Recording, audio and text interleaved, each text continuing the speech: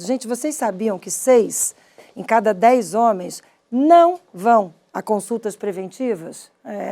Normalmente o homem quando vai é porque a mulher pediu para ele fazer exame, para ele fazer consulta. E agora na pandemia essa situação piorou e piorou muito. Preocupação maior para os médicos que agora nesse mês de Novembro Azul estão alertando com relação ao câncer de próstata.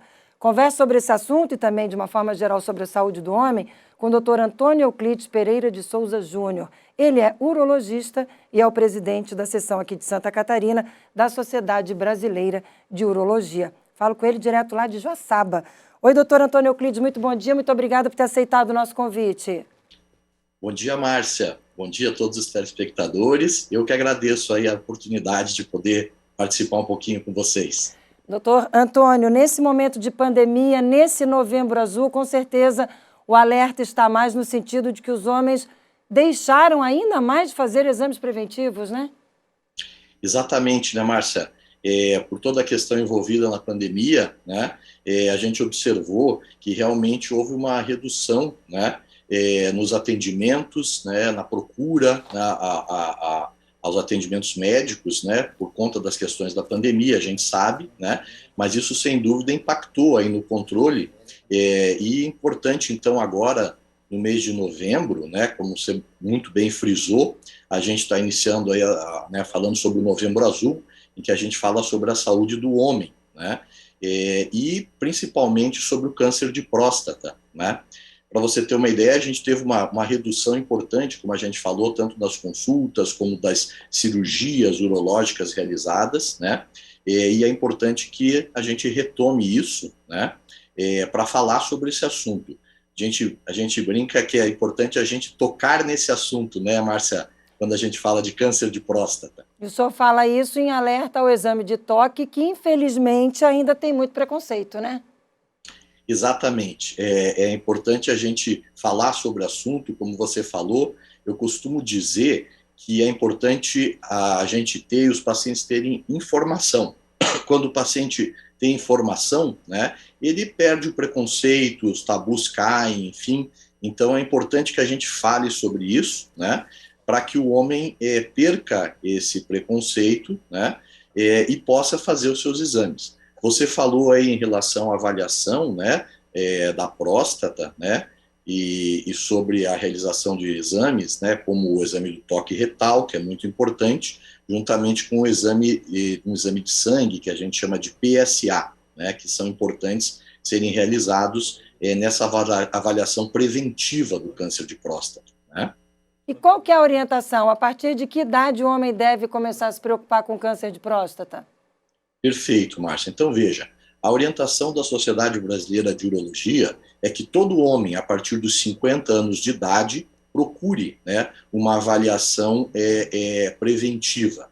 E os homens que a gente chama, que fazem parte num grupo de risco, né, são aqueles que têm história familiar de câncer de próstata na família, né, parentes de primeiro grau, pai, irmão, tio, com câncer de próstata, né, os pacientes da raça negra e os pacientes obesos, né, devem iniciar a avaliação a partir dos 45 anos de idade. Doutor Antônio, eu sempre que entrevisto médico, principalmente em momento de campanha, eu faço uma pergunta. Se a gente fizer o convite, alertar quem está em casa, e essa pessoa procurar o serviço de saúde, o serviço público de saúde, ela vai ser atendida? Temos esses exames disponíveis no SUS? Temos esses exames disponíveis, né, Márcia? Claro que existem particularidades de cada região, enfim, mas temos esses exames disponíveis. E uma coisa importante que você falou em relação à pessoa procurar uma ação preventiva, como nós estamos falando, né? Acho que é importante a gente frisar, Márcia, que o câncer de próstata, né, quando diagnosticado na sua fase precoce, certo? Ele pode ter até 90% de cura, certo?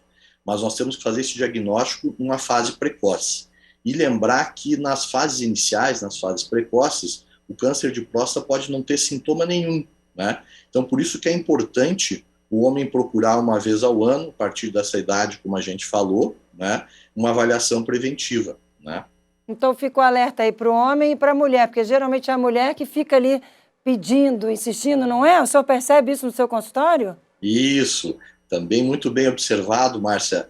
Na verdade, as mulheres já têm esse conceito, né, de avaliações ginecológicas, enfim, elas têm uma preocupação com a saúde, já um conceito mais estabelecido, né, e por isso que então é importante esse incentivo que você está falando das esposas, companheiras, enfim, porque realmente o homem às vezes é um pouco mais arredio a procurar, né, uma consulta médica, enfim, né?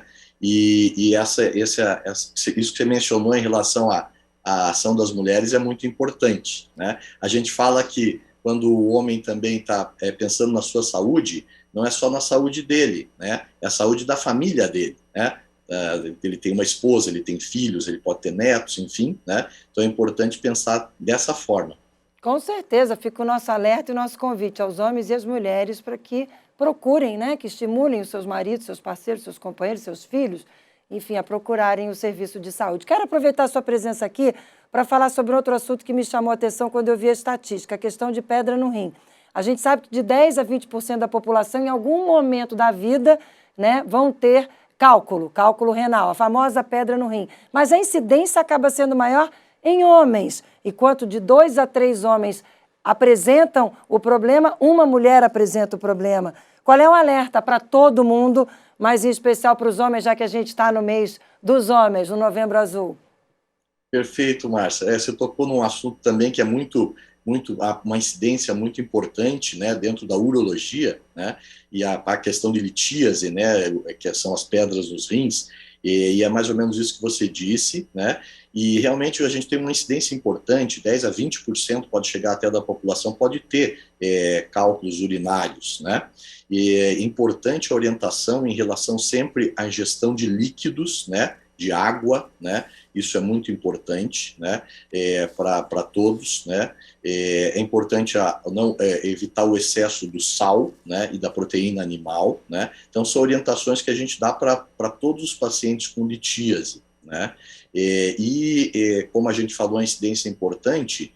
Uma outra coisa que também ocorre, às vezes o paciente que tem litíase, ele volta a formar cálculo, né, então isso também é importante para que, mesmo ele tratando um episódio de litíase, e depois ele não volte a formar, enfim, então esses cuidados, né, que são cuidados, né, saudáveis, né, de ingestão de líquidos, como a gente falou, né, mantenham aí, né, uma saúde urinária. O tratamento já avançou muito, né, para a gente fechar. Hoje é muito mais tranquilo tratar esse tipo de problema.